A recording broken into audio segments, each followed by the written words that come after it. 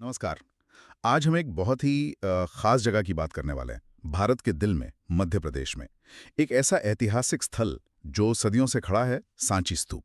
जी बिल्कुल, सांची। हमारे पास जो जानकारी है वो इसके पुराने इतिहास, इसकी जो अद्भुत बनावट है और बौद्ध धर्म में इसका क्या महत्व है, उस पर है। तो आज हम यही समझने की कोशिश करेंगे कि सांची इतना महत्वपूर्ण क्यों है, क्यों बना, क्या खासियत है और भारतीय संस्कृति के लिए ये इतना अहम क्यों है। हाँ, और सोचिए, ये दुनिया के सबसे पुराने पत्थर के ढांचों में से एक गिना जाता है। ये बात तो है। बहुत पुराना। तो चलिए शुरू करते हैं इसके बनने की कहानी से। ये बना था तीसरी शताब्दी ईसा पूर्व में और इसका श्रेय जाता है सम्राट अशोक महान को। बिल्कुल, सम्राट अशोक, वो मौर्य वंश के शासक थे। और कहानी ये है कि कलिंग युद्ध जो हुआ था, हम्म। उसमें इतना खून खराबा हुआ कि अशोक का मन एकदम बदल गया। अच्छा। हाँ, कहते हैं वो युद्ध के बाद बौद्ध धर्म की तरफ मुड़ गए, हम्म। शांति और अहिंसा के रास्ते पर। हम्म। और फिर उन्होंने धर्म का प्रचार करने के लिए, मतलब शांति का संदेश फैलाने के लिए, देश भर में कई स्तूप बनवाए।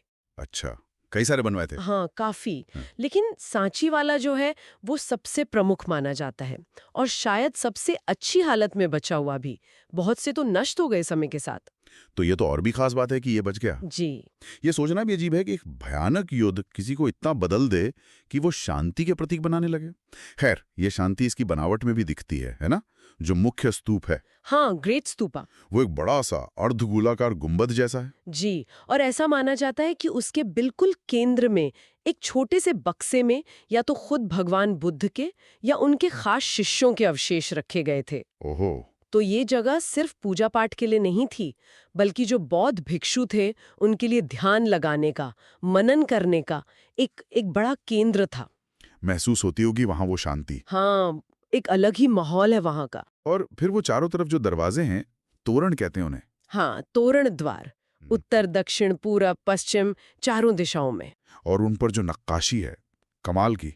लगता है जैसे पत्थर पर पूरी किताब लिख दी हो। बिल्कुल, उसमें बुद्ध के जीवन से जुड़े किस्से हैं, फिर वो जातक कथाएं हैं, मतलब उनके पिछले जन्मों की कहानियां। अच्छा, जातक कथाएं भी। हाँ हाँ, और उस समय का जीवन कैसा था, लोग कैसे रहते थे, हाथी घोड़े, सब कुछ बहुत ही बारीकी से बनाया गया है। हम्म। और जो बात मुझे सबसे ज्यादा हैरान करती है वो है कि ये बना कैसे। हाँ, वो बताइए। सोचिए, आज से लगभग 2300 साल पहले। बिना सीमेंट या किसी गारे का इस्तेमाल किए? क्या बात कर रही हैं, बिना सीमेंट के? हाँ, सिर्फ पत्थरों को एक दूसरे में फंसाकर, हम्म। इंटरलॉक करके इतना बड़ा और मजबूत ढांचा खड़ा कर दिया। ये तो कमाल की इंजीनियरिंग है।